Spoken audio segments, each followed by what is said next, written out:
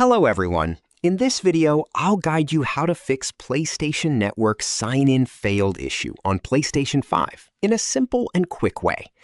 First, check your internet connection. Make sure your PS5 is connected properly to Wi-Fi or LAN and test the connection in settings. Now, restart your router and console. Sometimes a simple restart fixes temporary network glitches causing the sign-in error.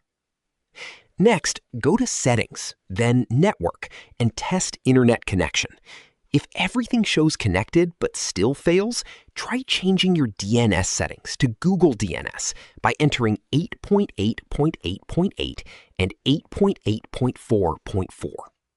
Also, check if PlayStation Network is down by visiting the official status page on another device. If the issue continues, sign out of your account and sign back in, or update your system software to the latest version. Finally, if nothing works, wait a while and try again later, as it could be a temporary server issue. Subscribe to the channel for more videos.